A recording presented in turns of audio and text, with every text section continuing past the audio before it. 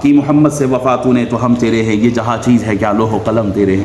اقبال کہتے ہیں نا، تم نے رسول اللہ سے وفا کی، محبت کی، تم نے حضور اکرم صلی اللہ علیہ وسلم سے اپنا تعلق مضبوط رکھا، ان کی سیرت صورت سنت کے مطابق زندگی گزاری، تو پھر ہوگا کیا کہ محمد سے وفا تو نے تو ہم تیرے ہیں، یہ جہاں چیز ہے کیا، یہ دنیا کیا ہے، یہ مال و دولت کیا ہے، یہ نام شہرت کیا ہے، یہ عہدے پاور کیا ہے، اس کی کوئی حیثیت نہیں ہے، یہ جہاں چیز ہے کیا لوح و قلم تیرے ہیں۔ لوح وہ جس پہ قسمت لکھی جاتی ہے، اللہ قسمت لکھتا ہے قلم سے، جس چیز پہ جس تختی پہ لکھتا ہے اس کو لوح کہتے ہیں۔ اقبال فرماتے ہیں اگر تم نے رسول اللہ سے وفا کی، حضور سے محبت کی، حضور سے تعلق مضبوط رکھا، پھر کیا ہوگا کہ لوح بھی تیرے ہاتھ میں ہے، قلم بھی تیرے ہاتھ میں ہے۔ پھر خدا بندے سے خود پوچھے بتا تیری رضا کیا، پھر جو تو لکھے گا، جو تو چاہے گا، اللہ وہ کرتا رہے۔ پہلے تو بن تو صحیح، پہلے تو اللہ اور اس کے رسول کا بن تو صحیح۔ جب تم اللہ اور اس کے رسول سے محبت کرو گے تو پھر یہ مقام، یہ مرتبہ اللہ عطا فرمائے گا۔ جب تم اس محبت پہ پورا اترو گے، پھر فاروق اعظم صرف ایک خط لکھتے ہیں دریا نیل کی طرف، نیل خود بخود جاری ہو جاتا ہے۔ کیوں؟ کہ محمد سے وفا تم نے محمد سے وفا کی ہے، اب تم اگر خط دریا کو بھی لکھو گے تو دریا بھی پانی جاری کر دے۔ مدینے میں زلزلہ آتا ہے، فاروق اعظم عصا مارتے ہیں، زمین اسی وقت رک جاتی ہے، زلزلہ ختم۔ کیوں؟ محمد سے وفا کی ہے فاروق اعظم نے۔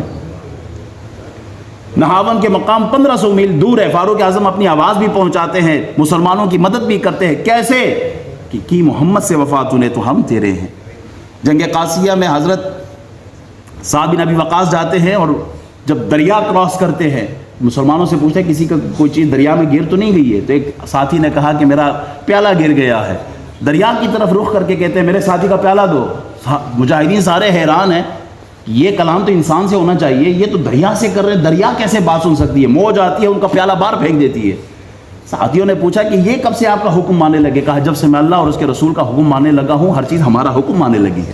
کہ محمد سے وفا نے تو ہم تیرے ہیں، یہ جہاں چیز ہے کیا لوح و قلم تیرے ہیں۔ سب تمہارا ہو جائے گا اگر تم محمد الرسول اللہ کے ہو جاؤ، سب تمہارا ہو جائے گا۔ حضرت سفینہ گئے رسول اللہ کا خط لینے یمن کی طرف، راستے میں جنگل میں راستہ بھول گئے، جنگل میں شیر سامنے آتا، آپ نے ایک جملہ کہا، حضور کے صحابی ہیں، کہا میں محمد الرسول اللہ کا غلام ہوں، حملہ نہ کرنا۔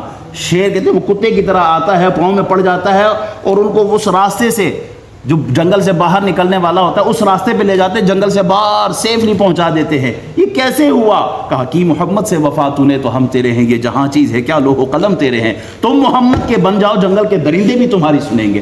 عقبہ بن نافع جب افریقہ جاتے ہیں، 10,000 کا لشکر ہے مسلمانوں کا، جنگل کی طرف کھڑے ہوتے ہیں، جنگلی جانوروں کو کہتے ہیں اے جنگل کے جانوروں سنو، ہم محمد الرسول اللہ کے غلام ہیں، جنگل میں ہم نے چھاونی ڈالنی ہے، سارے یہاں سے جانور نکلو۔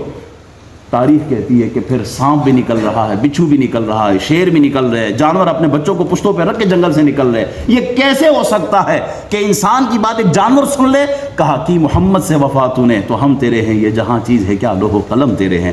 اللہ تعالی ہمیں بھی حضور سے اپنا تعلق مضبوط رکھنے کی توفیق دے۔ ہر ایک آدمی پوچھے کہ میں حضور سے کتنا قریب ہوں، میں حضور کی تعلیمات سے کتنا قریب ہوں، حضور کی سنت سے کتنا قریب ہوں، حضور کی محبت میں کیا میرے آنکھوں سے آنسو کبھی نکلے بھی ہیں، حضور کی محبت میں کبھی میں نے انہیں یاد کیا، ان پہ کبھی درود پڑھا بھی ہے۔ ایک ہوتا ہے صرف وقت مسجد میں آ کے درود شریف پڑھ لیا اور نکل پڑے، یہ درود تو تم نے صرف لوگوں کو دیکھ کے پڑھا۔ بتا اپنا تعلق رسول اللہ سے کتنا مضبوط ہے۔ کل قبر میں جانا ہے، حضور کے سامنا ہم نے بھی کرنا ہے، حضور اتنا ہی پوچھ لے۔ فرشتے تو پوچھیں گے بتاؤ ان کے بارے میں کیا کہتے تھے، حضور اتنا پوچھ لے کہ بتا زندگی میں تو نے مجھ سے کتنی محبت کی، کتنا یاد کیا۔ کیا جواب ہے ہمارے پاس؟